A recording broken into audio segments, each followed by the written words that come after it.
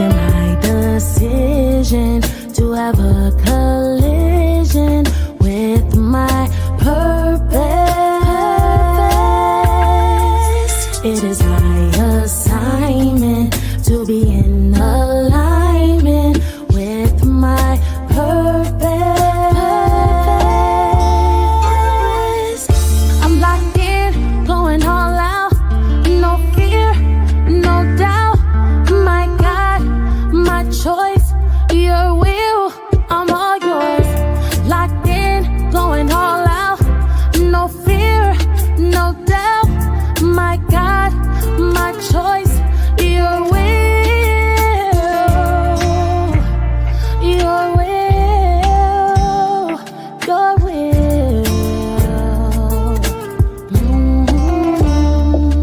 Locked in my decision to have a collision with my purpose.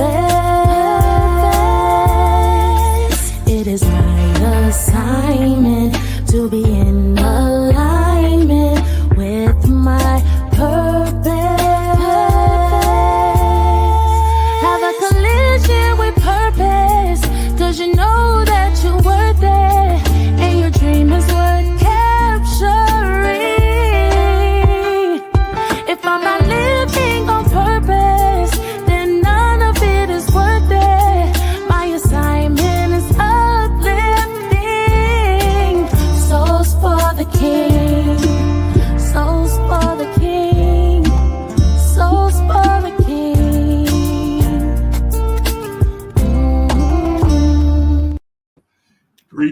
Greetings, friends of the A Collision with Purpose movement. Welcome to Bridging Generation, Voices of Men in a Changing World. I am Dr. Laxley Stephenson. This groundbreaking podcast delves into the multifaceted experiences of men across different generations. In an era where societal norms and expectations rapidly evolve, this show offers young and older men a unique platform to voice their challenges, triumphs, and perspectives.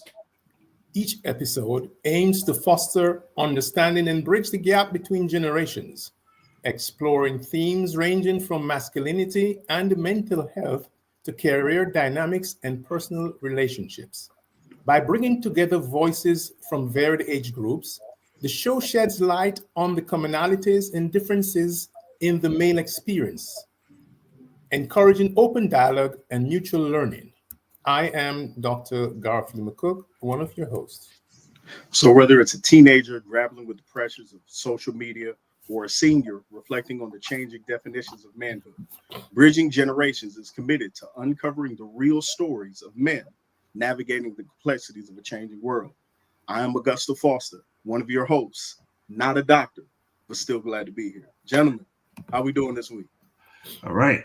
How are we doing this week is the question. This is a big day in the life of America, right? Yes, sir. Yes, sir. It happened today. What happened? What happened? Two huge things today. Two huge things today. Well, let's talk about Dr. Martin Luther King's. Yes, sir. That's what's up. We talk about Bridging Generation, Voices of Men. That was a voice that is still worth listening to. Absolutely. Big things happening there. Dr. McCook, what's your take? It's history, serves us well in that many years ago, we did not have an opportunity to celebrate Dr. King on this day. And through the hard work of many and twisting and turning, it is now a public holiday. And for that, we must be grateful, because his voice was a voice from way back when that I think has afforded many of us today to be able to survive the way we are and live a comfortable life. I remember his speech when he says, about the mountaintop, and he may not get there with us. So we're still striving to get to the top of the mountain, and it's an ongoing journey that we have. But then again, this day, every year, we get closer to the mountaintop. So a very memorable day, a well-deserved holiday for all of us to celebrate and be thankful for. You know, and it's a holiday, but it's a holiday that we should be doing some good, right? We shouldn't just be sitting back, sitting around. Right. I'm off work. I'm not going to school. It is a day that we need to celebrate and celebrate by giving back, doing something to build communities, just as we're doing here at A Collision with Purpose. It's all about building communities, giving back, making a difference. So, Augusta, you said you're not the doctor, but let's talk to us. Talk to us. So today is a huge day. I'm a huge fan of history. I'm a history buff, so I'll remind people Arizona was the last state in the union to proclaim that this was a national federal holiday. And this is an amazing day. It should be gone and remembered through the annals of time. I was blessed with the opportunity to go with around 300 people this past week.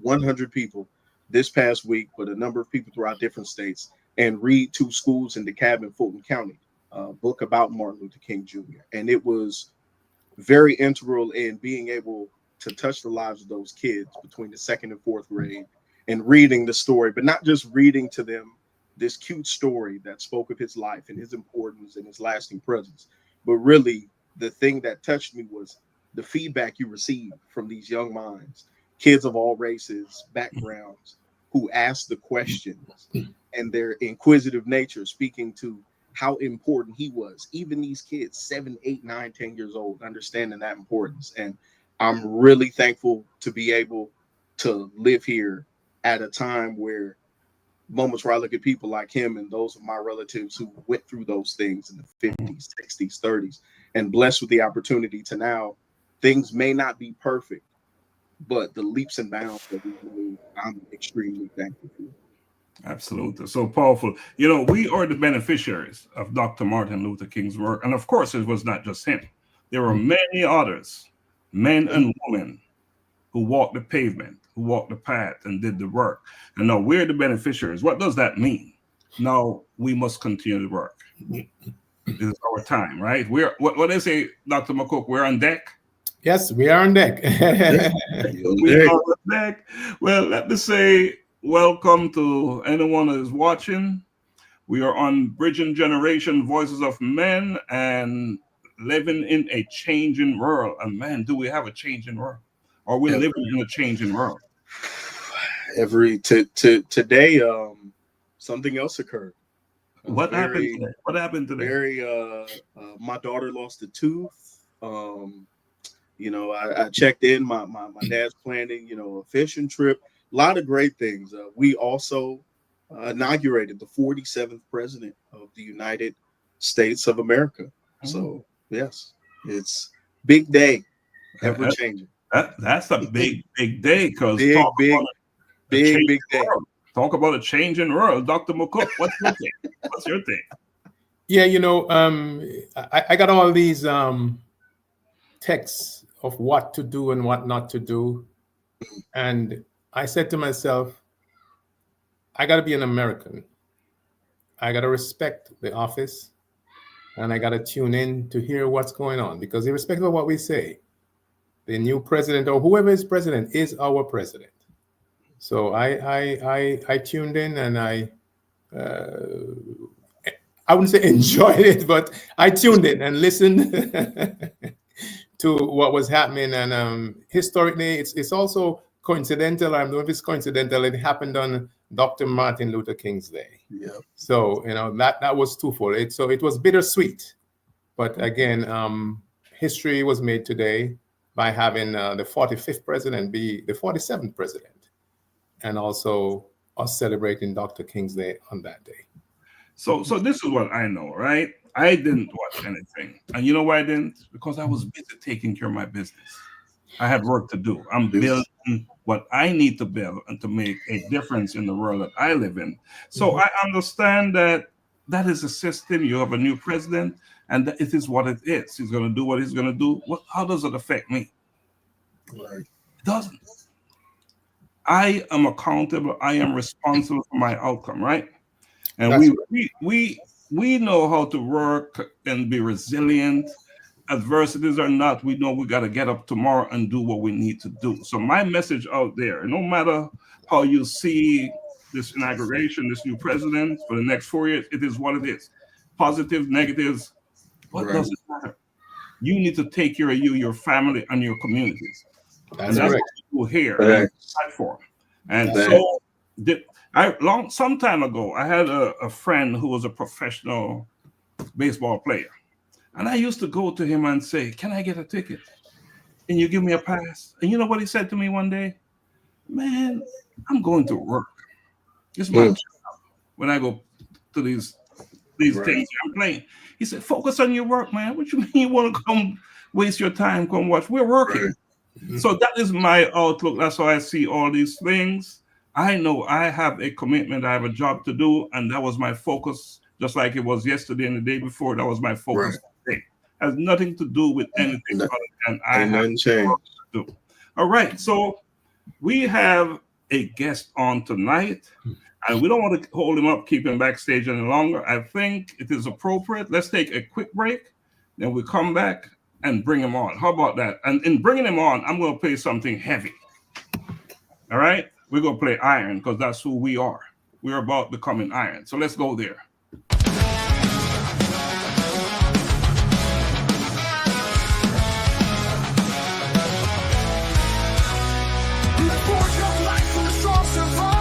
A trail is written of hearts that strive. Through fire and flame, they find their way. Becoming iron where courage holds sway.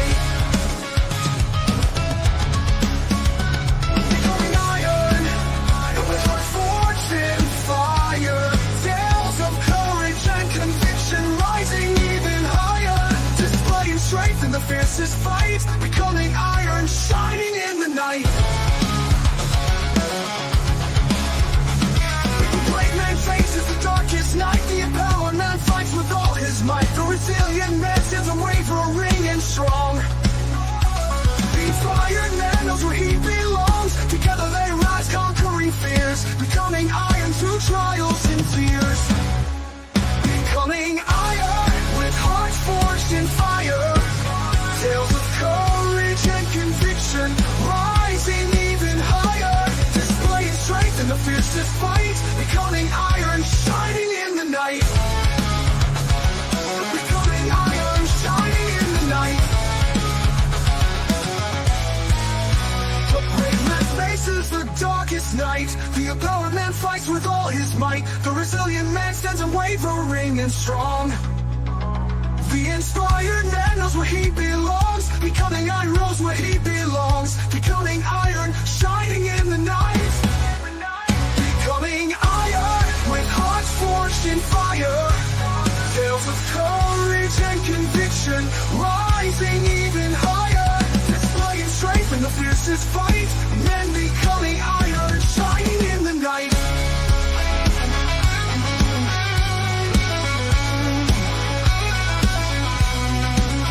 The brave man faces the darkest night. The empowered man fights with all his might. The resilient man stands unwavering and strong. Shining in the night. And the tales unfold and the battle's new. Conviction's light sees them through. From abysses deep to the morning light. They becoming iron in the endless fight. Becoming iron with hearts forged in fire. Tales of courage and conviction rising even higher. Displaying strength in the fiercest fight. Men becoming iron, shining in the night.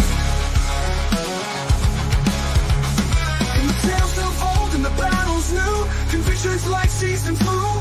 From abysses deep to the morning light. They become iron in the endless fight. They become iron in the endless fight. Tales of old and the battles new. Convictions light sees them through. Conviction light sees them through. Men becoming iron in the endless night. What's up with that? We're going to talk iron tonight. Welcome back to Bridging Generation, Voices of Men, and in a changing world. And my goodness, is this a changing world? Let's say hi to Lisa. Hi, Dr. Donna. Thanks for joining us. Please share, share, share. We appreciate that because Dr. McCook always says sharing is caring, and that's what it's all about. We're all about sharing. Augusta, you have a job to do, my brother. Oh, yeah. Oh yeah, so super excited to bring on a friend of mine, somebody who I've known for a while, a gentleman hailing out of the fine city of Dallas, Texas. He's been in stand-up comedy and entertainment for over 15 years. He's humble, he's charismatic. He's able to navigate audiences of all ages and demographics. He's been able to travel the world to Africa and through Asia with his talents. He's been on Comic View, featured on Gospel Comedy All Stars, Laugh Mob, Laugh Tracks. He's auditioning for roles on television, movies. He just did a movie back in 2020 called The Strong Box, which I got 20 minutes in. Extremely different flick. And I'm just proud of seeing who this dude has become, from somebody who I stood next to at work and said they were going to do a thing. And when other people didn't believe it, we said, man, that dude is his passion, his conviction, and his talent, his intention. That brother's gonna make it, and I'm glad to introduce him. Your favorite comedian's favorite comedian, your favorite writer's favorite writer. You in Hollywood, you know, my partner, Joe Fox. And let's bring him on. Let's bring him on with a drum roll, drum roll. There he is on Bridging Generation, Voices of Men. Hey, what's going on, everybody? Thank you for having me. Shout out to you guys. Nice to meet you guys. Dr. Stephenson, Dr. McCook, and my man, the divorced dad reset. It's been a while. It's been a while. Yeah, it's been a long time. Hey, man, thanks for having me. Man, it's our pleasure, man. Thanks for coming on. Thanks for pulling up, Joe. Thanks, man. So, For sure. so man, let's get into it, man. For anybody who I refer to, like I said, other people's, your favorite comedian's favorite comedian, favorite writer's writer. We'll get to that later on when we talk Hollywood. But man, for those who are the uninitiated, man, give them your background. Tell them where you're from. Tell them who you are, man. You got folk from probably around 10 to 15 countries right now listening and watching, man. So Okay. Do I need my passport to speak? Good grief, man. 15 countries, man. Shout out to y'all, man, on the platform. It's an honor to be here.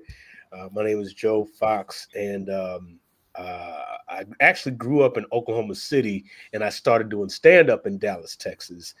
And I am the son of a school teacher and a government worker.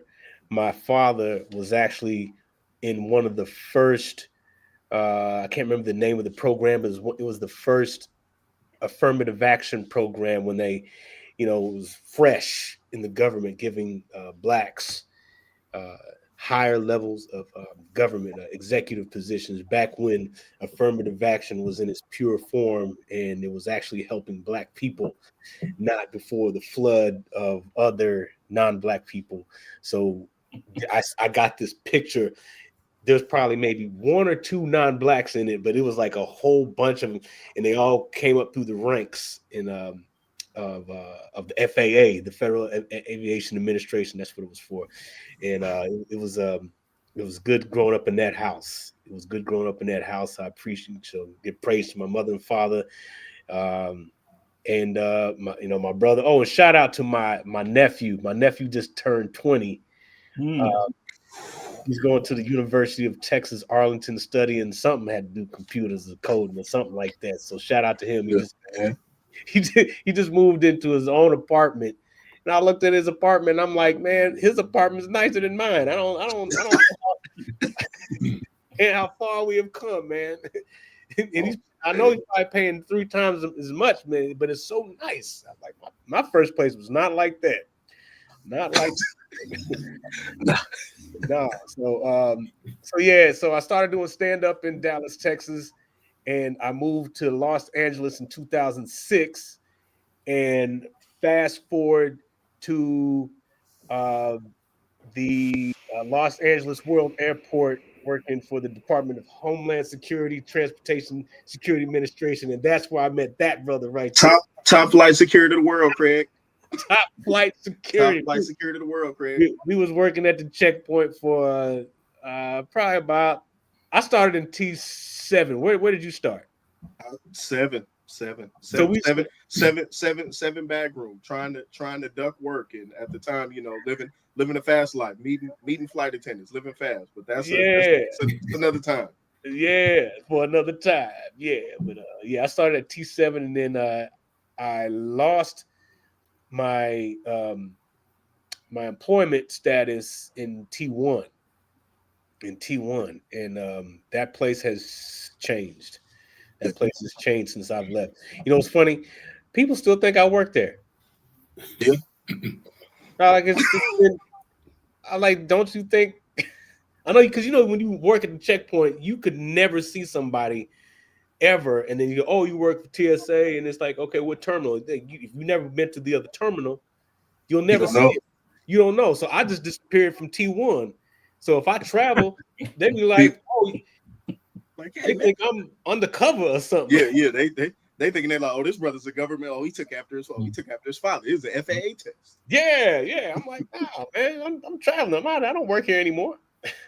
But that was a good time. I'm glad I got the job, but it wasn't for me to stay there. But I'm glad, you know, I still see some of the people. So you're in Atlanta, right, brother? Yeah, man. Down here in Atlanta, man. Down here in Atlanta, life blessed. So thankful, man, to be down here. And I always think of it. And even when I reached out to you, I said, man, Joe has such an amazing story. Like, I remember shortly before you checked out, you were having conversations with people like, you know, man, I'm really going to lean on this. And for those who are watching, I believe at the time it was around like Last Comic Standing, might have been in like his first initial run. And you said, man, you know, I'm trying for this and that. We've seen some of the shows and we're like, man, Joe he's really funny. We think he's going to make it. So when you left, there were a number of super like, yeah, he's going to make it. So even from that standpoint, like, we knew then. When did you know that like comedy was the thing? When did it hit you? Because we knew then, after seeing shows and just interacting with you. When did you realize this is the passion? This is it? I would say I was a kid, man. I didn't know. I didn't have any direction in my youth, but I've always had I guess, you know, I've always been drawn to, you know, telling jokes and being the center of attention and, you know, talking and speaking and making people laugh. I just didn't know how to do it. You know, outside of a few things, I wasn't, because like I said, I grew up in Oklahoma City, so there wasn't a whole lot of, you know, comedy clubs. I was underage, so it wasn't until I was old enough to really, you know, college, when I was old enough to really do something about it. And I started, anytime I was in the talent shows, I was telling jokes, or I'd find outside talent shows where I could do some stand-up. Few and far between, but it wasn't until Dallas, Texas, when I started consistently doing stand-up. Yeah. So I knew from a very early age, I just needed to have some direction and build some consistency back then. Gary, you got it, man. I know you ready to ask your question. Yeah. You might even want to do a little skit for us. You never know. Right? Joe, the closest I came to comedy, I would say, was back in high school. I was a class clown. So congrats for you making it, you know, beyond that. You went to started operating on people, right? you held a totally different direction. You know, so I got this all mixed up. You know, I'm here telling people, you know, that, hey, guess we're going to be talking to Jamie Foxx tonight. We're going to be talking to Jamie Foxx. So Joe was like, I've had that. You know that. You know, we're going to be talking to Jamie Foxx, but I think Joe, you can fill the shoe and fill it better. Man, Jamie Foxx is a funny story. When I first started doing stand-up, that was very hard. My real last name is Fox. Jamie Foxx's last name isn't really Jamie Foxx. And I would do shows and I would get mad disrespect. People thinking like I was trying to copy after him. I even went to do a show in Texas when I first started. They actually wrote on a flyer. They had my picture and Jamie Foxx's name, and people me. Yes. So it's not cool at all. But I got to do it. I'm still here. Someone that actually told me I should change my name. I'm like, no, I'm not gonna do that. No, you're the original. You're the original Fox. So tell me, you've been in stand-up for 15 years. That's a long time. A long time. Yeah. Not many people can start and still be here for 15 years. So during that time, is there something what's the most rewarding part of that journey so far? The rewarding part is that, like Augusta said, like I said, I was going to do something, and I'm doing it, and I'm still doing it. And I full transparency, like I'm not making a full living doing this, but this has kept me alive, and it's opened up doors for me to do so many more things in Hollywood just to stay out here, because I've been out here since 2006. So that's a little over 15 years there, but I've seen people come, I've seen people go. For whatever their reasons are. It's very rewarding that I'm still here. Yeah, congrats on that. And I know it's a rough industry. Like any industry, all industries are rough. I mean, yes, you can make money now doing so many things. All of it's rough. Right. And you've been blessed and fortunate to be able to even perform internationally. And I read that you were in places like Africa, Japan, Korea. Yes, those must have been experiences of a lifetime that I'm sure you want to share with us. How does comedy translate across that how does it translate across these different cultures? Well, it's important to remember that most of those, when comedians perform overseas, there's two different kinds: internationally and then overseas with MWR military functions and events and I can't remember the name of the wellness programs for the troops, for the American troops overseas. So you're performing to Americans on military bases. There was very few shows that I did that were outside of American audience bases. Audiences. There was one, I think matter of fact, that was probably Japan. That was probably the only one. And they got it, but it was kind of like a melting pot of everybody was in there. So it was like an international thing. Bahrain was like that, one place, but all the rest of them were military based. And it was an experience, because when you're serving the United States Armed Forces, you're checked out of America, and they only show you what they need to show you to give you focus on what the task at hand. But sometimes they give you a slice of home, some entertainment, and they bring artists to entertain, blow off steam and stuff, and they appreciate it. There were large audiences, there were small audiences, but they were glad to see a slice of home, especially some stand-up comedy. Okay, because I was a little concerned. I wanted you to give me some Japanese and some Korean language, because I was just gonna see, how you did that. Africa, I can't understand. Oh, that's easy. I didn't even have to use any words. I just said, like for food, I was like this. It's like, okay. Joe, I was stationed in England and other places, so I sat in some of those audiences, being entertained by someone like you doing what you do. And for us military guys overseas, that was the best thing could ever happen. What a treat that was. Yeah, especially when the stars come, like when they can get the celebrities to come. Like me, they they're like, oh, he here. They're like, what? Jamie Foxx is coming to Jamie Foxx is in Bahrain. Like, this is amazing. Joe, we are in about half an hour into the show. Yeah, I want to ask you to do a skit for us. Just make us laugh. Absolutely not. Joe's like negative. He made us laugh. You know what's funny, man? Not all comedians are happy-go-lucky. Uh-huh. They're ready to tell jokes. Actually, a lot of us are mean and jaded. Uh-huh. Because we come out of Hollywood. What was my guy's name? Drugs. What was his name? Greg Giraldo would often talk about how And I think that's even like with people's upbringing, like with you, like where do like the jokes come from? Because so many, like you said, it comes from a place of, a lot of times, the humor comes from a place of hurt.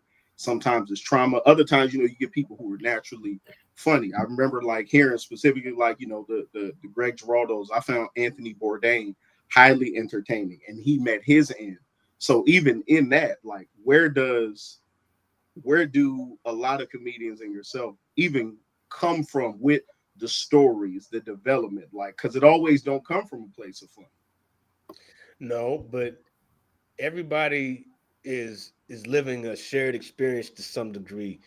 To me, when you pull from life and you have a framework to build stand-up comedy, in terms of how there's so many different styles. You find a style, you find your point of view, you find your stage presence, and you build an act.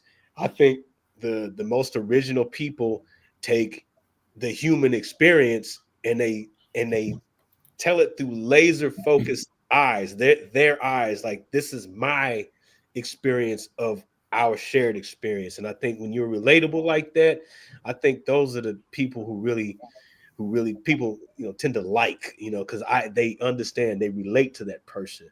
And that can be, it can be out of a place of pain, or it can be out of a good feeling, but it's a shared experience. Like, we all had a mother and father, we all had a job with a boss that we hate, we all don't like standing in long lines, we all grow old, we all have aches and pains, we all have these things.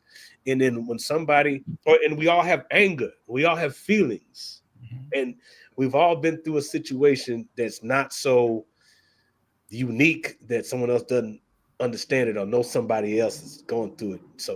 So that to me is where I think a lot of my comedy comes from. Like you say, you're a divorced dad, man. There's a lot of divorced dads in stand up. Oh yeah, I know a couple. So we just get on stage, or we're I'm not a dad, but I'm divorced. So if I tell divorce jokes, man, I'm good. Everybody understands that. Right.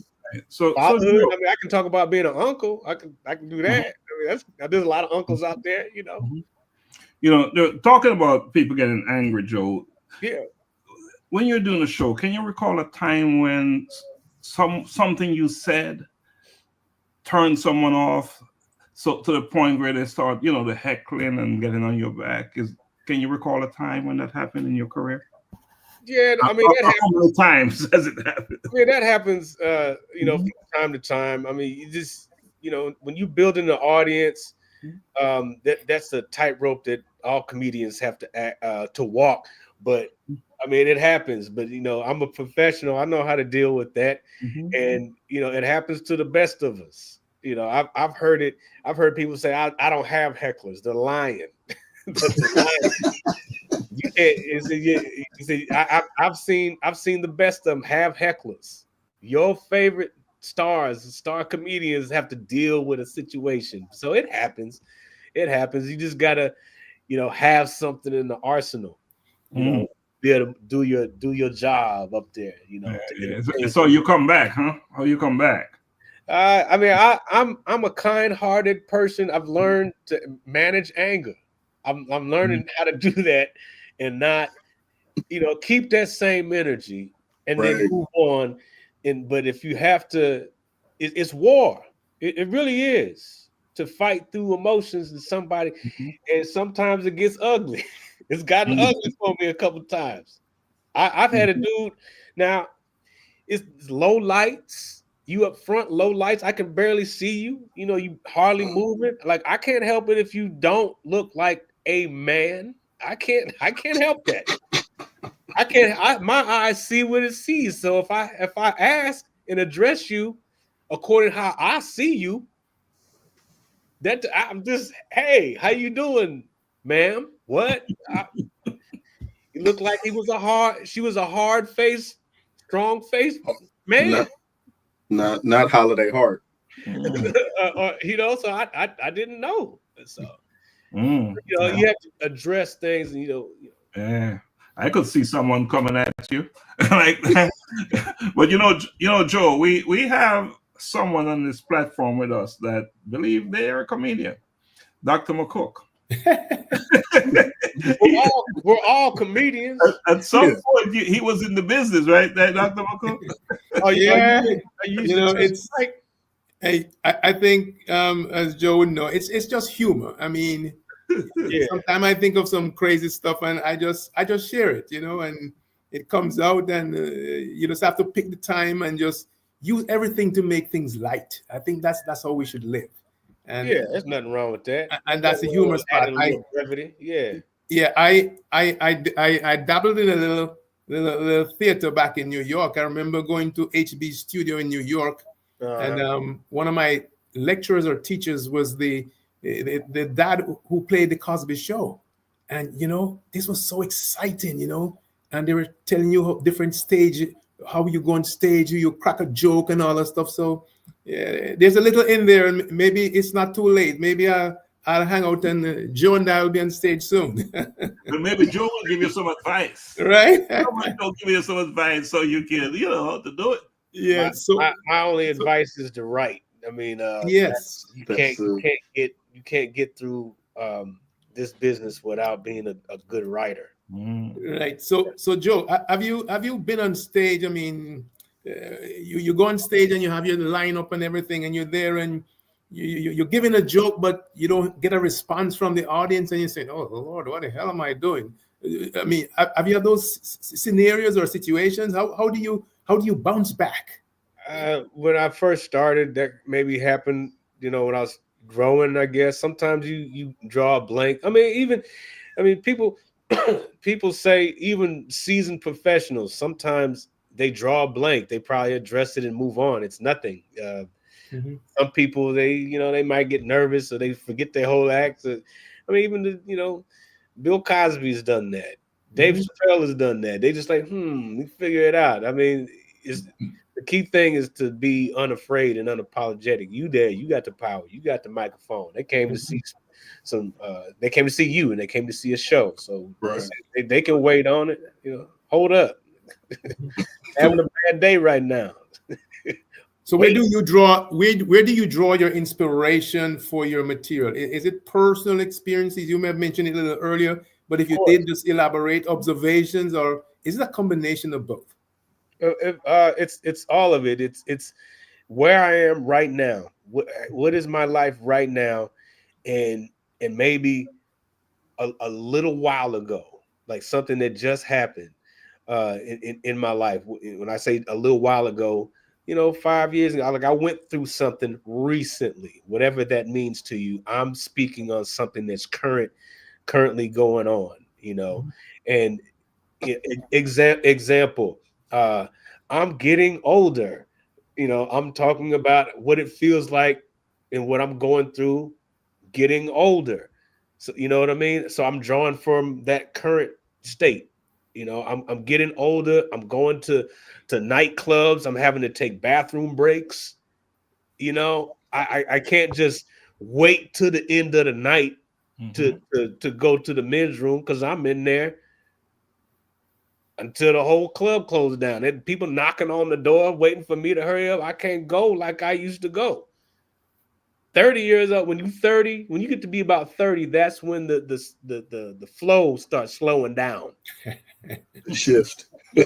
So I can't go in there and drink 8 gallons like these 25 years old and just pour it out like a bucket in the men's room. No, I can't do that. So that's a getting older scenario that I pull jokes from and just talk about it. Hey, this happened to me the other day. Maybe it's happened to you.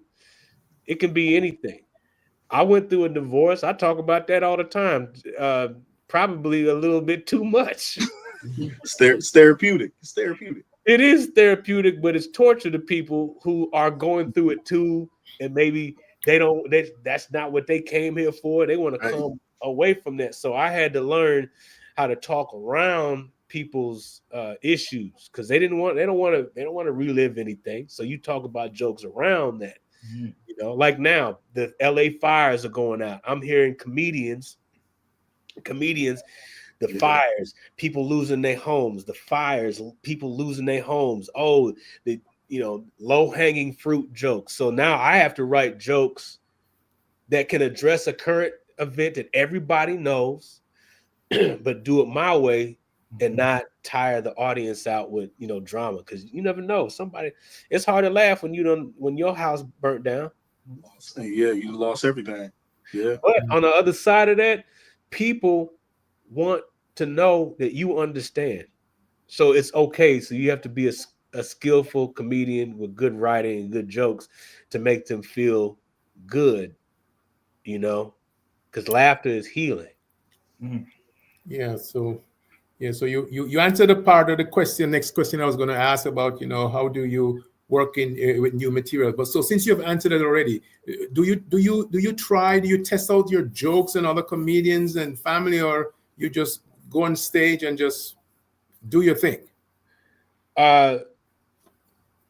No. What you're talking about is trying out jokes. You go to an open mic, really any mic, but open mics are not big crowds. Sometimes it's a bunch of comedians. That's when you try it out on comedians. If comedians are laughing at your new jokes, then you may have something, and then you exchange ideas, and you have the respect of a camaraderie of comedians, and you kind of collaborate on the writing style. Hopefully it's people that and not somebody say, it's like, hey, I got a joke for you. Hey, you can put this in your act. We appreciate you wanting to contribute, but we have this is a science, and we're all trying to get it right, And it can be anything. I mean, you think this is funny? People that you trust, maybe non-comedians. Hey, what do you think about this? Do you understand this? You may not be performing it to them, but you might here's the idea. Do you understand this? That's pretty much it. Hopefully it's somebody honest. Yeah. I was about to say in that business, and I know Wednesday. I just know I was like, he about to plug the Wednesday show. He gonna plug the Wednesday open mic. Yeah. But so even in those settings, you talk about trust.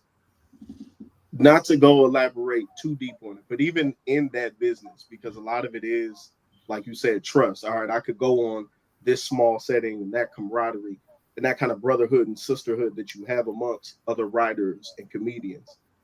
There's also a lot of high key, low key theft. There are people who, the undermining. Talk about the importance of that camaraderie in the business to avoid a lot of the trappings that are, Hollywood in itself, man. That's a good question. There's a lot of cliques. There's a lot of people who, they're loners. They're not.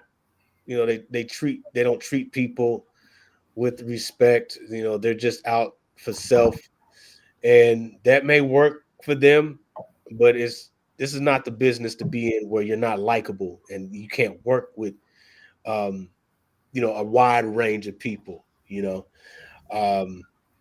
As far as trust, I mean, the best thing to do in this business is to trust yourself that you're doing the right thing. Hopefully you are, and you're not compromising yourself, that you're making the right decision. I'm not cool with this. I'm gonna trust my judgment. And it's hard to do sometimes because we want it so bad. And sometimes we trust the wrong people, or we don't trust ourselves and say, maybe I shouldn't do this. It's okay to say no sometimes. That's a big thing. Trust yourself when you say no. Right. That's if that makes sense. That's a very, very loaded. There's a lot to unpack there with that word there. No, man, go ahead with it, because I think, not just in light of the times, but I think there are a lot of people who, like you said, you've been in LA. I've grown up in it. I had a mother who worked politics side, so I understand a lot of the glad handing and cliques and friends and this person. And there's really a difficulty at times in that industry telling people no for whatever reason. All right, I don't want this part, or I don't want this, or I don't feel like that. But even from the standpoint of, I like the fact that you said compromising. Even in you going from comedy to now transitioning to right now, trying to get more TV work, more into the visual media scene. How is the difference? Like, what would you say is the biggest difference from, all right, look, man, I'm going to secure this space. I got my act. I got, 3 nights here at this space. I'm doing 2 at the Laugh Factory. I'm in a small room. Everybody that ran up chocolate sundaes. All right, hey, man, I'm going to do this. What is the difference between even securing those spaces versus the Hollywood gamut? And, like you said, how do the relationships play a role in that, for the people who don't like playing in the sandbox? You talking about playing politics?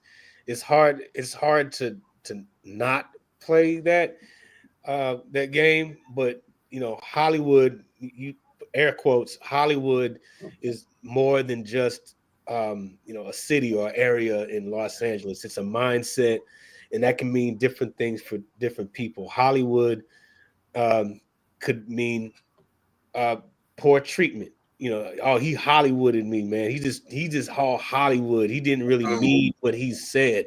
He said he was going to do something and he didn't do it.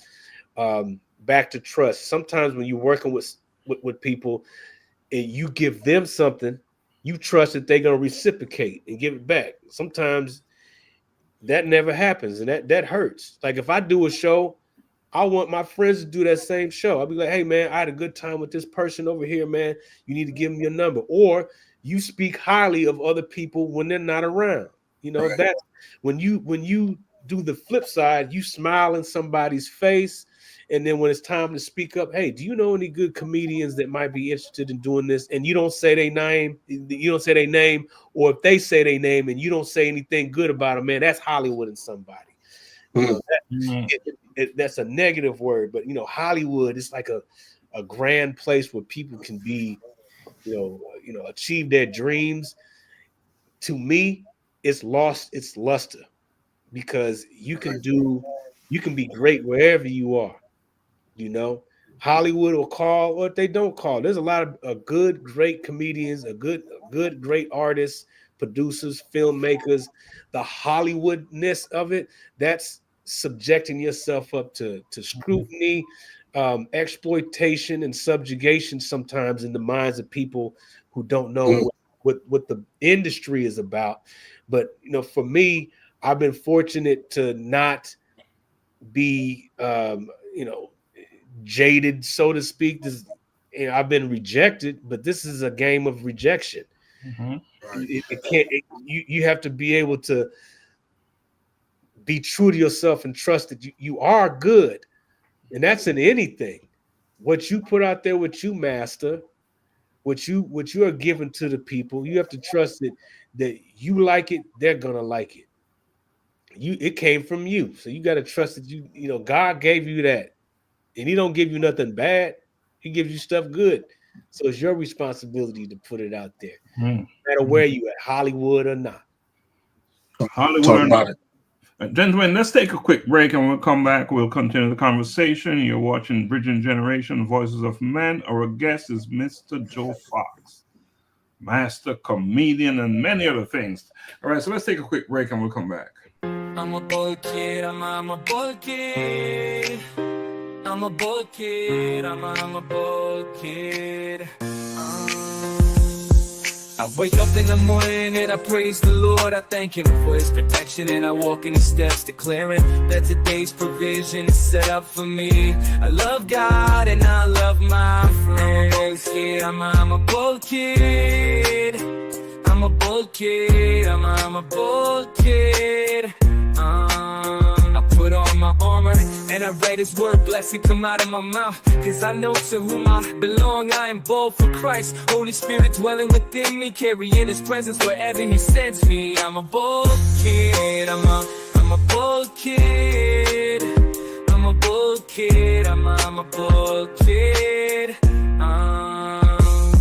Loving others as he told me to pray for healing, miracles to see, knowing my identity in Christ, he is in me. I am a bold kid, he loves me, standing firm on his word, proclaiming everything I heard, not afraid because he is with me. Be bold.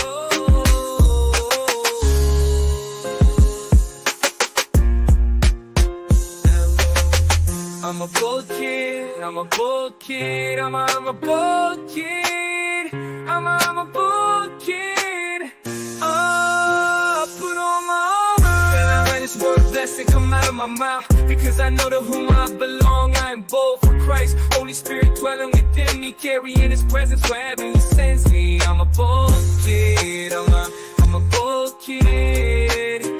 I'm a bold kid. I'm a bold kid. All right, welcome back. Welcome back to Bridging Generation, Voices of Men. Just want to read a quick comment here. It's Mrs. Hilda Hibbert said it is good to hear how these two young men express the reality of trust, to trust self and make sure you do the right things. So that's a big thing. Trust is so important in everything that we do, right? In every single thing. Now, let's talk a little bit about, you've been in the business, Joe, for over 15 years. How have you noticed your comedic voice evolving? And also, are there any comedians, past or present, that influence you? Sure. My voice, I don't think it's really changed, but more developed over time, if that makes sense. Not so much change, but it's like I'm developing my voice, trying to figure out, who I am and all that stuff. And I used to be like this, or I don't think it's a whole lot of that. It's like my journey through doing stand-up is just becoming who I already am. Now I can express that to you through joke form. That makes sense. So the art form, the craft is something that it's a lifetime of trying to master. And it's amazing to see people like Bill Cosby. I believe he's mastered it. Even some like George Carlin, he mastered it. Anybody that's been doing this for so long, like the names that they've mastered it to some degree. And I'm inspired by all of them. I've worked directly with a lot of people. I'm currently on tour with Tony Rock on the Born to Rock tour, and I've learned so much from Big Brother in comedy, working directly with him and living this life with him. I've worked with Faison Love. I've worked with Lavelle Crawford. I've shared the same stage with D.L. Hughley, which is to say I've been on one of his comedy shows. A lot of people say, I'll work with such and such. No, he was just in the room when you was there. You lying. Stop lying. Not lying. We back to the line. Stop lying. You ain't worked. You haven't worked with him. You're in the same space. You're in the same space. He was there when you was there. I'm not. It's funny. I have a lot of pictures. I'm horrible with pictures in this day and age. Social media, you can create a whole narrative and persona and perception of yourself, and it's good that you do that. But sometimes it's fake. It's inauthentic. Yeah, like this picture here. That you don't know him. That's not real. We all know each other. We don't know each other like that. But it's cool to see people across, all levels, and you get the respect of, OG. Somebody called me an OG comic. I'm like, that's respectable, but I got OGs. OGs are the cats in the game that like they OGs is dead. Yeah, like. And now they're the OGs, man. Now my OGs is alive and well, man. OG. I know, I respect, but I appreciate it. But it's like the younger generation; they can see somebody that has some longevity. So much respect to the younger guys. And you're doing it for some people. They see you. Yeah, they see me. Right. Yeah, so that feels good. That's also rewarding when the younger people come to me and ask, how I did it, or what I think. So that's rewarding too. Well, I tell you one thing. You are on Bridging Generation, Voices of Men. We see you. We're looking at you right now. You're the man. Hey, thank you, brother. Appreciate it. It's an honor, man. It's an honor to be. Big up. Dr. McCook. Yeah, I was just looking at his name and saying, I'm just trying to see how I could. I wouldn't say help him, but let's say you don't go by Joe Fox anymore. You go by J Fox. You think that would have an impact? Hey, this is J Fox. No. Joe was like, no. It's his name. He ain't copying nobody's stuff. Other people need to get off his name. My name. They need to get off his name. So Joe, what's next for Joe? I mean, any upcoming projects? You mentioned that you're on tour right now. Where's the tour? When you say now, where's that? Now, that means I'm currently touring, doing dates. San Antonio, Texas is this week at the LOL Comedy Club in San Antonio, Texas. That's this weekend on the Born to Rock tour. And then we're doing a couple other dates. Wow, they're starting to run together. So I'm like, one flight at a time. But I know San Antonio's coming up, Virginia Beach is coming up, and we'll see, what the rest of February is looking like. But locally here, I do a mic on Wednesdays in Burbank, and then I'm performing at different places around Hollywood, around Los Angeles. I don't hear Atlanta on the list. What's up? Because we haven't done that date yet. It's been a minute. Atlanta, the Atlanta Comedy Theater. Haven't been. We usually do that once a year. So next time when I'm in Atlanta, you guys got to come out to the Atlanta Comedy Theater. That is it. It'll be a good show. What's up? Most definitely, man. So you said we. You said we. Who are the we's? The we. That's on the Born to Rock tour. That's on the Born to Rock tour. That's Tony Rock as the headliner. I am a feature act with him, and we got Trey Elliott and John Grimes, other fellow comedians on tour.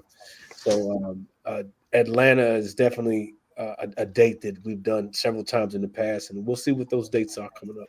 So is it one of those experiences where one actor, one comedian is out, and then Joe Fox goes out and the place is torn up? Sometimes it happens that way. It may happen once or twice like that. But I'm in a space right now where I'm trying to build, my audience. Like I took we were talking about trust. I trusted myself, and I got my own show on the road. So I'm building that consistency where I'm on my own as well. And I think I think comedians, you need to be able to perform at the highest level possible, whatever that is for you. But when you're the guy that's putting the butts in the seats, that's what you need to strive for.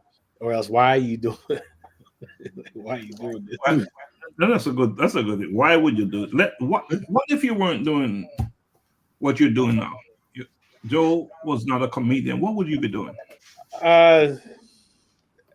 I can't really imagine. I can only speculate, but I'd probably be in trouble some kind of way.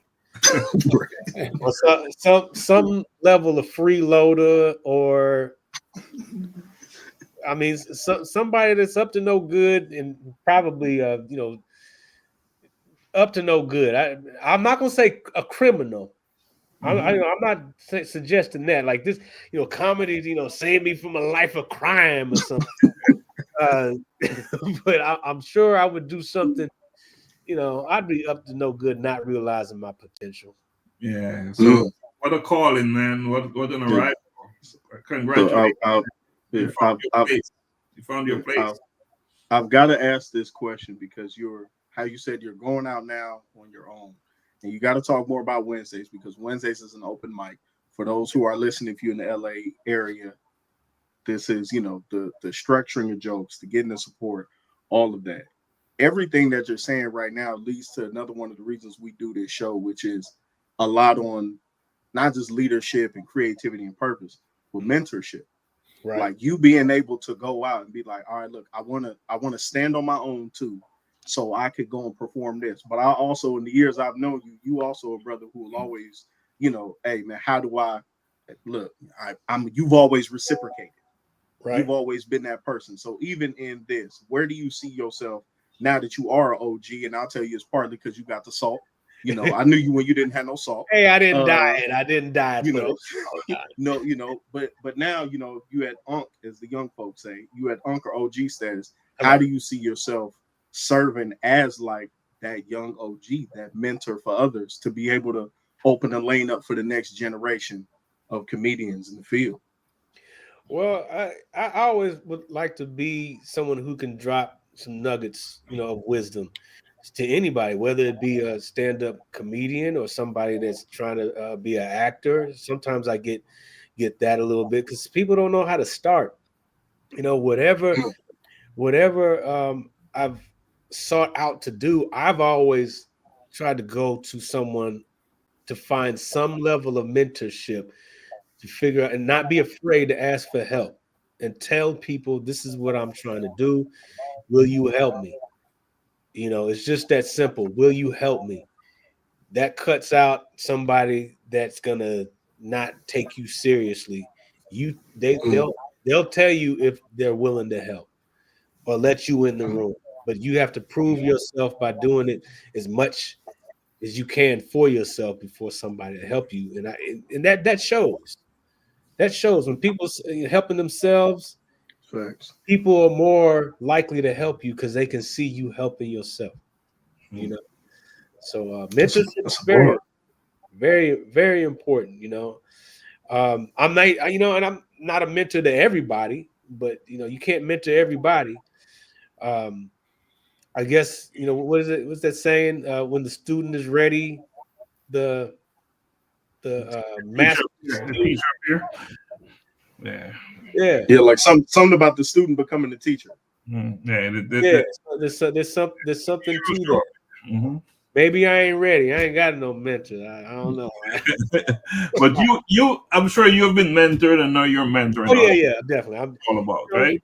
I've always thought of myself as a student of the game, and you know, trying to learn how things work, and to try it and not be afraid to, you know, not being afraid of rejection and take instruction and criticism. You know, that's what this is. That's how the greats get great. That's it. What about the Green Room podcast? What can you share with us on there?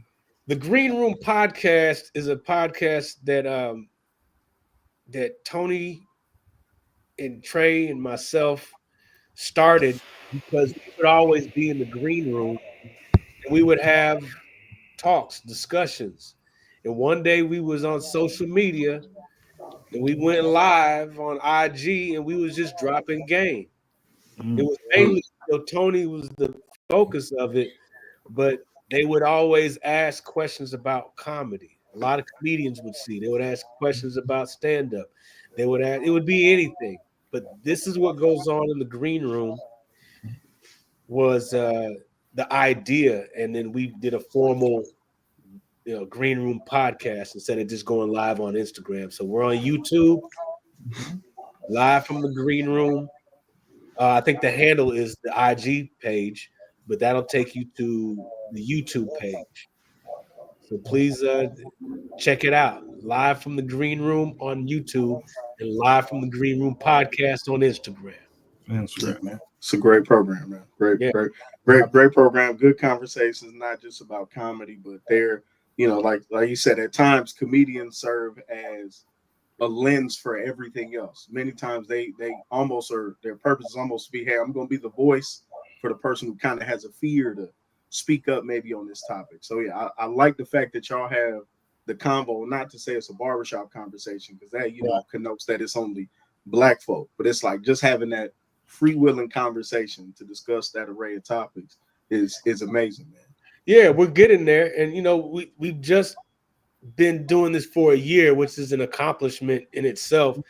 And, you know, shout out to those brothers for being consistent. And we're going to take this and build a platform like you guys, man. And we want to go international too. So we can have conversations like that and give people a little peek into the life of stand-up comedy and just life and how we're living it. So that's why I'm happy to be a part of that. That's a big deal, man, because I know what this world needs is more laughter. Yeah, we need more laughter, and we need a lot more truth too. Yeah. And we need that. More truth and less twerking. Yeah, there you go. More truth and less twerking. You said it's a very important day today. TikTok is back. Yeah. Not yeah. It is back. Full force. Yeah. They shut TikTok. It wasn't even 24 hours and broke the whole world in half. Mm-hmm. Exactly. People, wait, well, you ain't got no place to twerk, do you? Yeah. Go outside, touch grass. All right, gentlemen, we're drawing down on time, and Joe. Yes, sir. Here's an opportunity for you to anything that you didn't get a chance to say, any questions we didn't ask you, just put it out there, man. I'll just end it by saying this. I'm proud to be in any space where there's Black men doing something positive and giving back, man. Man, shout out to y'all for doing this. And, I'm definitely going to go back and check out the episode. I'll post it. And I just thank you for the opportunity in Augusta. I honestly, on social media, this is what it's good for. You can follow somebody, what they're doing. Yeah. And I'm just proud and I'm humbled that you've been following along for this long, man. So I appreciate you, brother. And I'm gonna check your stuff out, and this I'll share it, and it's worthy. So I appreciate it. So that's what I want to end it off saying, man. Yeah, man. I love that in all the years that I've known Joe's always been consistent. He's always been a brother of integrity, and how he said earlier, just the not sacrificing who you are, maintaining who you are is everything that I've seen the brother stand for. Even when he got up at a TSA and said, God got something better for me, y'all had his screening. I always knew, I was like, man, this is a brother who's going to succeed because of his effort, his intentionality, his integrity, and the man's funny. Yeah, man, and being fired never felt so good. You should have seen this dude. I mean, I don't know when you left or how you left, but when you get fired, people, it was like a big deal. It was like an interrogation room, a file came up, it was going through it, and I'm like, what is this? Just tell me where I gotta leave my uniform. I'm done with it. Doc, your final thoughts? Yeah, I hear about integrity and everything, but I don't know if in the comedic world there's a thing as a PG comedian. And when I say pretty good, pretty good, yeah, that's a good one. Pretty good. No, I've gone to some comedic or comedian show here in Atlanta. Let me tell you, if they're not using a certain word, there's no joke. And what is that certain word, Dr. McCook?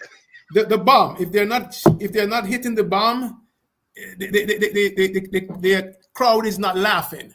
And I'm saying, so you seem like you're not one of those comedians. You're a PG. I wouldn't say PG-13, but you know where I'm going. Well, in the spirit of trust and integrity, I am a rated R comedian. I do adult humor. I'm not nasty. I'm not crass.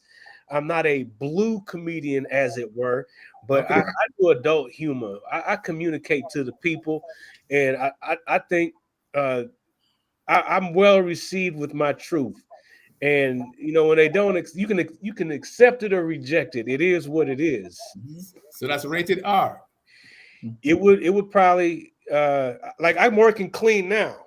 I haven't said not one curse word, but rated R is something is the subject matter, and maybe certain words that you say. It's not just those certain words; it's the subject matter itself, and that's adult humor. So I'll say it like that.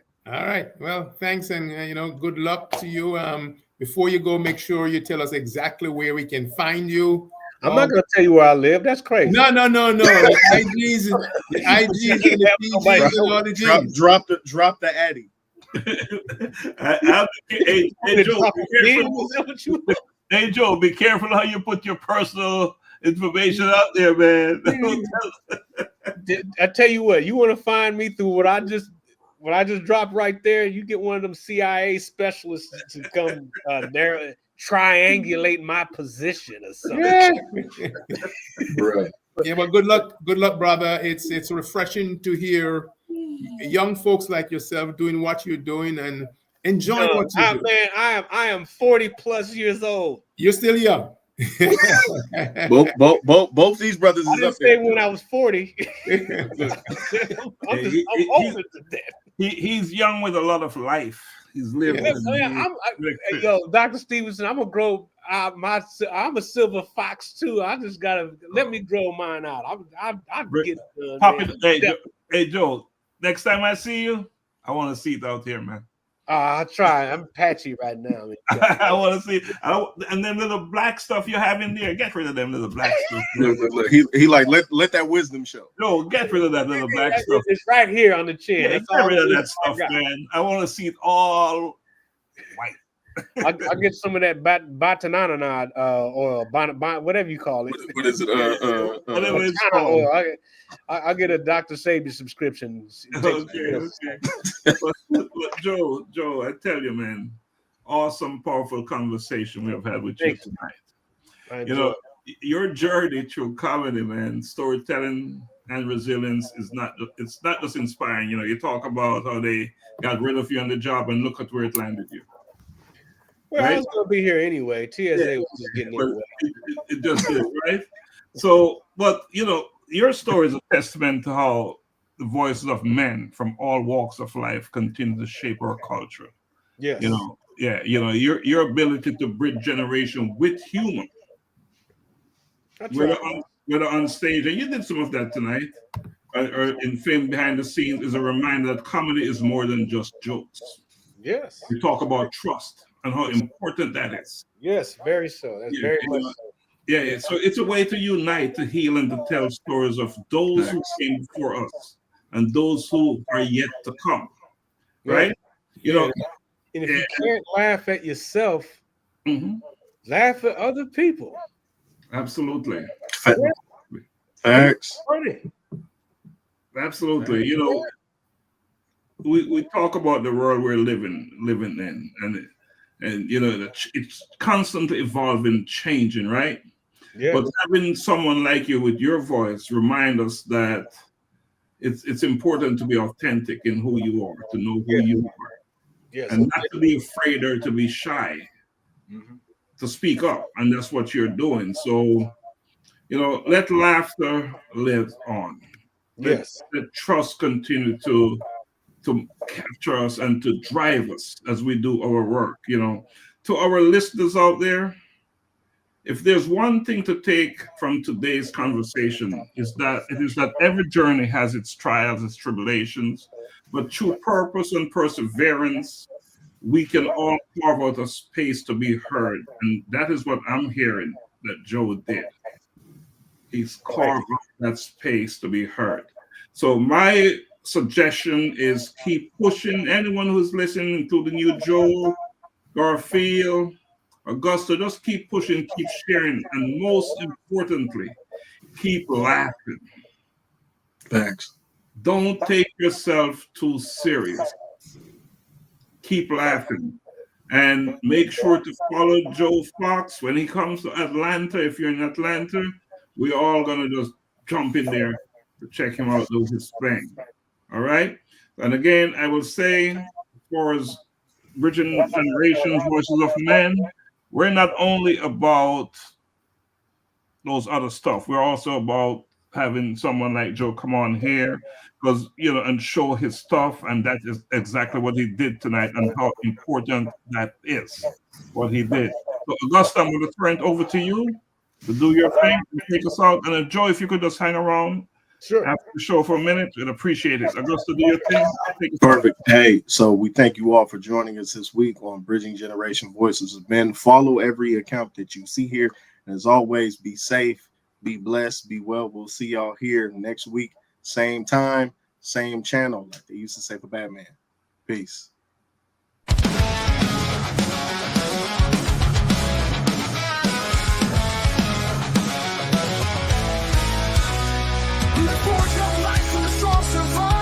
A trail is written of hearts that strive. Through fire and flame, they find their way, becoming iron where courage holds sway.